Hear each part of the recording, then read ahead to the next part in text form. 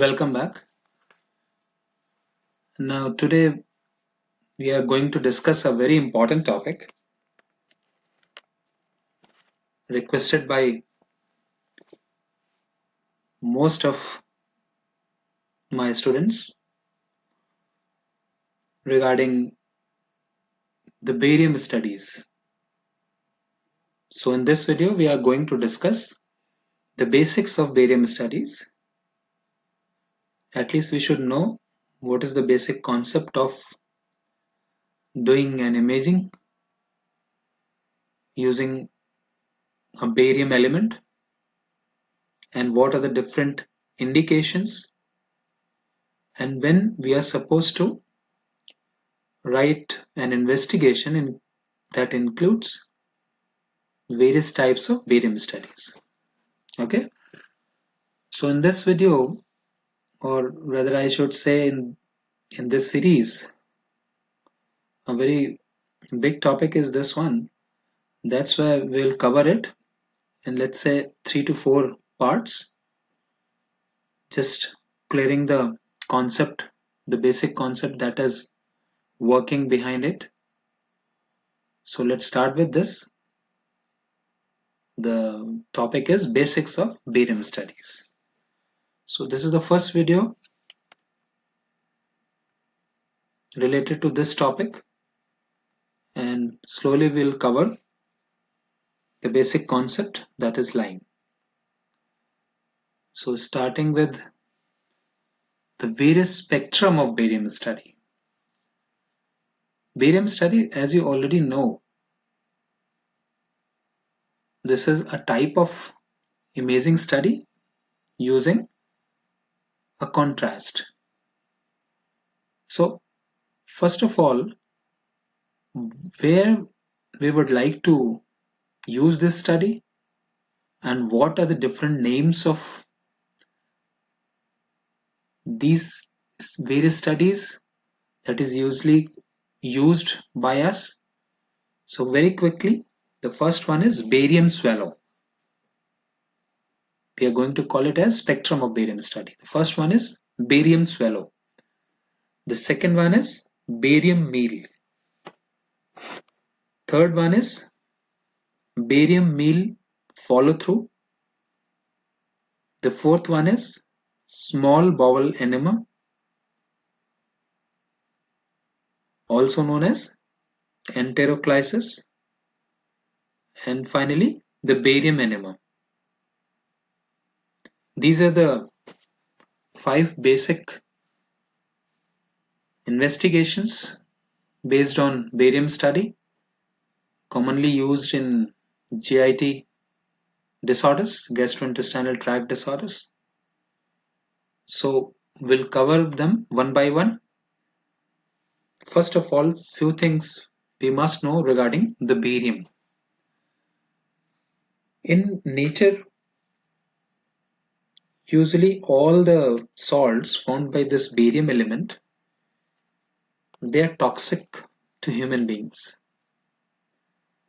For example, barium carbonate, toxic for human cells.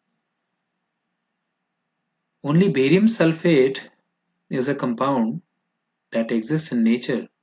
These are the two important, barium sulfate and barium compound, barium carbonate. These two compounds of barium, they are commonly found in nature. And out of these two, the barium carbonate is toxic for human cells. Barium sulfate is also toxic, but barium sulfate is not absorbable, or it cannot be dissolved in water. It is water insoluble.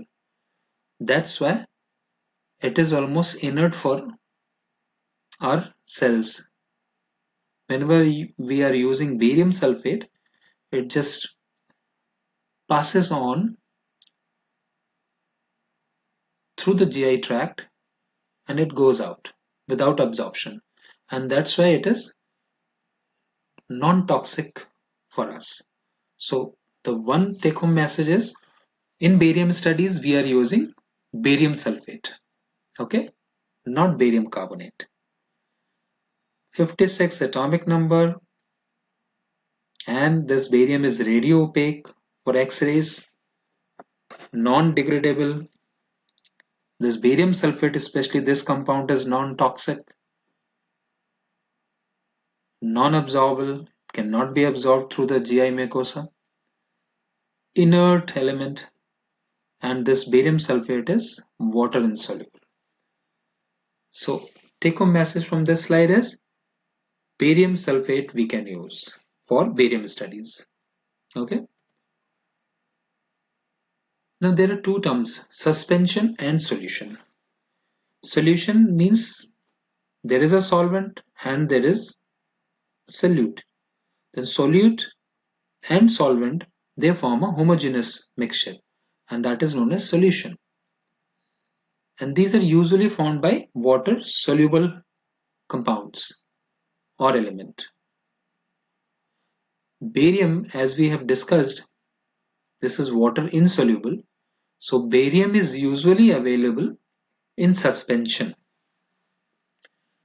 In suspension, usually the particle size is more than 1 micron. And that's why it is known as heterogeneous mixture. And what is the importance of knowing this fact? This is suggestive of the fact that we must shake the suspension, and it is mandatory before any use, as particles tend to settle down.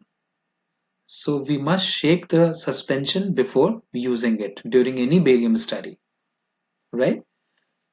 The particle size of barium sulfate that lies between 0.3 to 12 micron, and that is almost more than, the average is more than 1 micron. That's a suspension, barium suspension. Now, what are the different types of suspension or barium suspension available for use?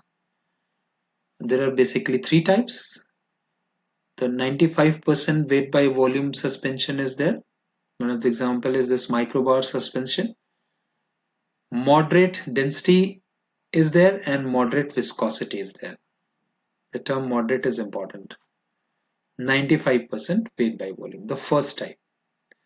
The second type is the density is high but viscosity is low, and we are supposed to add almost 70 ml of water with it, and this is commonly used in double contrast barium studies. I'll come to this. What is double contrast? What is single contrast? Right? What is mucosal relief view? These concepts we'll discuss. So the second variety is commonly used in double contrast studies. High density, but viscosity is low. In the second variety of barium salt available for clinical use, we usually use effervescent. Effervescent is commonly used in cases of double contrast study to produce air, or to be more specific, CO2, carbon dioxide, right? And this effervescent that are commonly used, they are sodium bicarbonate, the citric acid, the commonly available in India, or fruit salt. And sometimes, if these things are not available, we can put air through the Ryle's tube, RT insufflation, during this double contrast study. Okay. Now, third variety is in the form of paste, that is 100% weight by volume, and this microbar paste is usually used whenever we want to see the pharyngeal lining, whenever we want to examine the pharynx part, the uppermost part, right? The pharynx. So pharyngeal lining, the paste version is used. So these are the three important types of barium availability. Now, some additives are also commonly used in barium studies, and why they are used and what are the different types of additives you can see in this screen, this slide.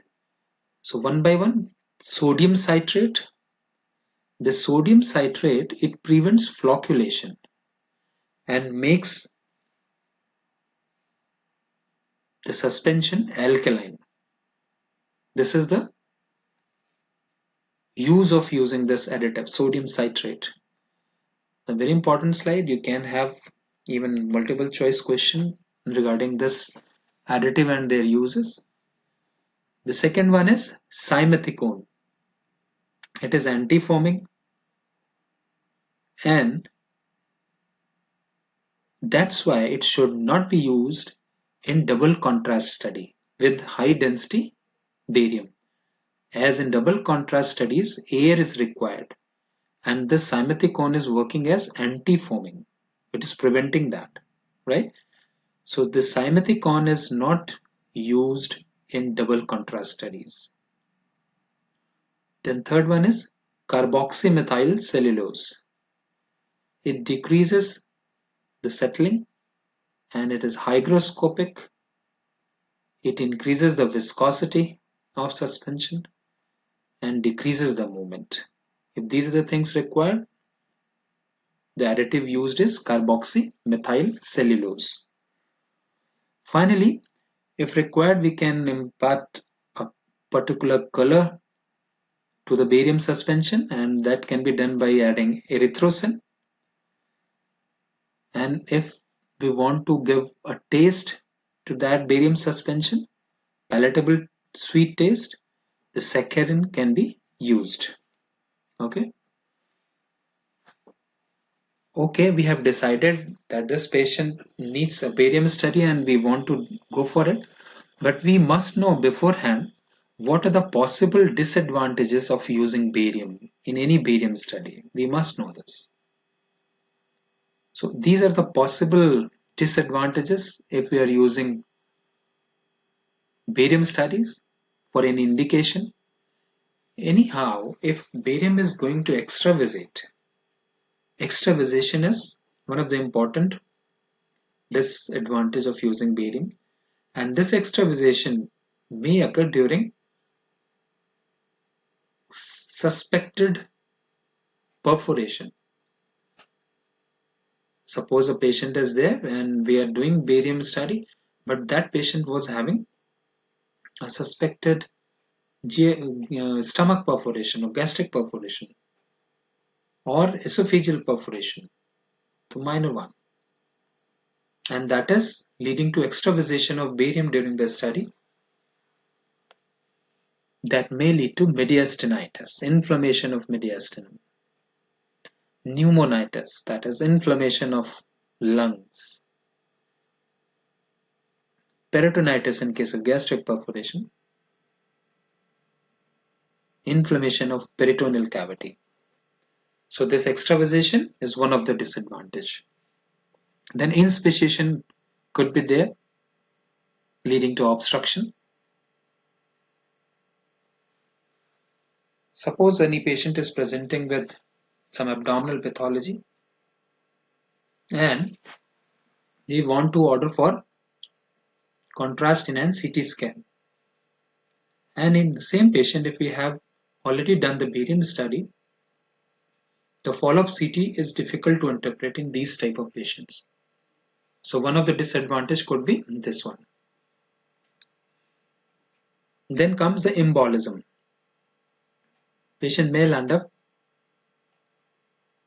into embolic phenomena or encephalopathy features. And finally, the long-term, suppose barium has not been cleared from our GI tract due to some reason in any particular patient. So these barium deposits, they are found to be carcinogenic. So we must explain all these things to any patient. So okay, these are the possibilities. It may not happen, but these are the possibilities, and we'll take care of these things also. Then we must take the consent, and then we should go for any barium study, right?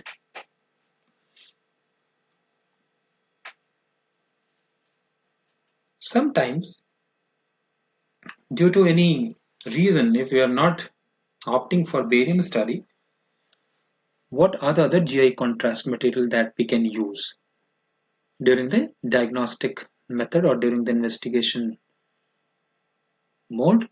The other GI contrast that is commonly used in place of barium is gastrographin. This gastrographin is also known as ditriazoate meglumine, 66%. The details obtained during gastrographin study is not as good as that is obtained in barium study. But yes, this is another option. This gastrographin can also be used. And what are the different indications? If patient has undergone recent biopsy from the GI tract, or due to increased viscosity of barium, or patient is the GCS is compromised, the patient GCS is compromised, or there is possible aspiration of barium during the study regarding that particular patient due to various reasons. If there is suspected perforation, and whenever we want to rule out an anastomotic leak, this gastrographin study is a very good option. This is chemically denoted as C11H9 I3N2O4. Here you can just focus on this I3, iodine. Iodine is there, and this iodine, the presence of iodine makes it radio opaque for the X-rays. This component is very important, the presence of iodine, right? Now, the various types of barium study. Basically, whatever we have just discussed, the barium swallow, barium meal, BMFT, barium meal follow through, the small bowel enema, then barium enema, all these things could have the three varieties of this barium study.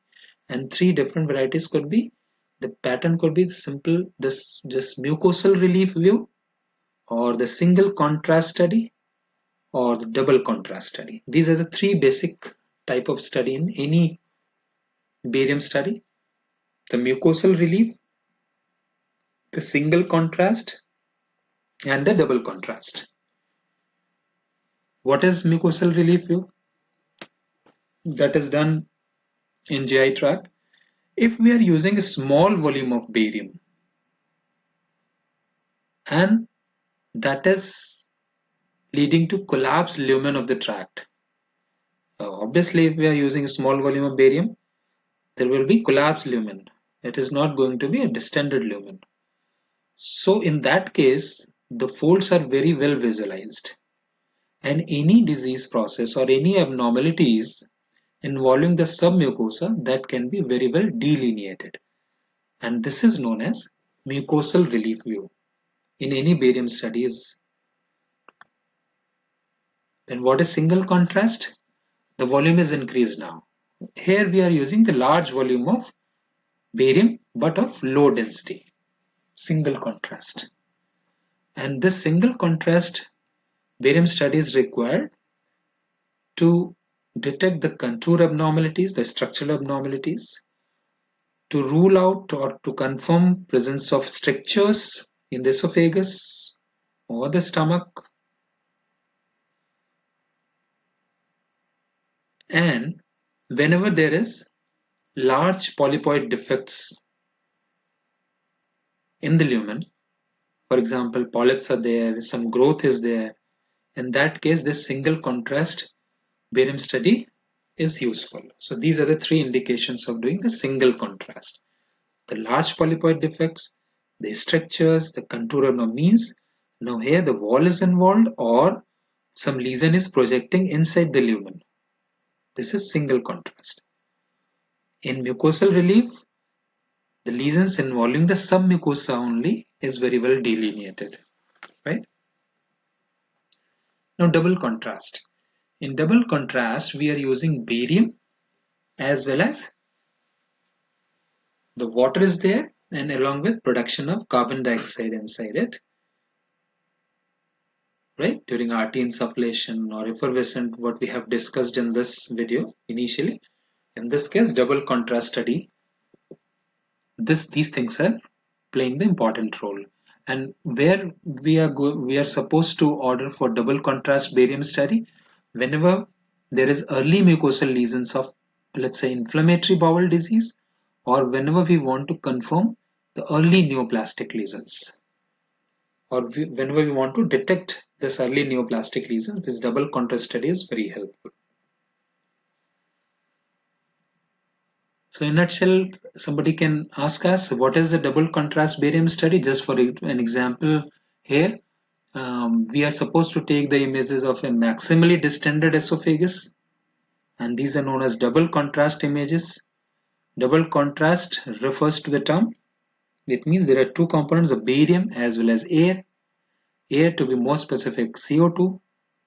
And this barium coated esophageal mucosa is distended by carbon dioxide.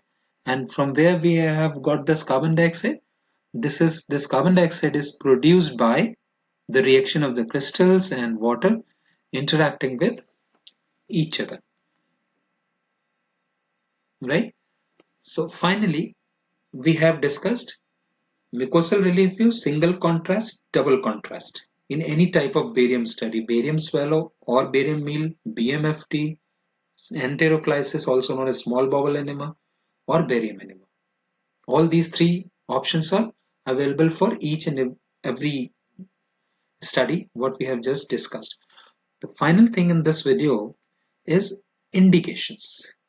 Where is the site of lesion, suspected lesion, and when we are supposed to order for barium swallow, or let's say barium meal or BMFT. Let's go through it. Barium swallow is covering from oral cavity to fundus of stomach. In very simple terms, I'm just telling this. Barium swallow, oral cavity to fundus of stomach, if we want to examine. Then barium meal, esophagus to proximal jejunum. Barium meal follow through, esophagus to ileocecal junction. Now it is overlapping between barium meal and barium meal follow through. Barium meal, esophagus to proximal jejunum. Barium meal follow through, esophagus to ICJ. Range is increased in BMFT. Then what is enteroclysis? Also known as a small bowel enema. We are supposed to cannulate the small bowel, and the study is directed or focused from jejunum to IC junction, ileocecal junction. The area is slightly smaller than the BMFT, or in other terms, we can say more specific for jejunum and ileum, this small bowel enema, enteroclysis, right? And finally, the barium enema, that is for colon and rectum. Clear? One by one, we'll discuss the basic important points regarding this. And that is all for this video, to be continued in the next video. See you there.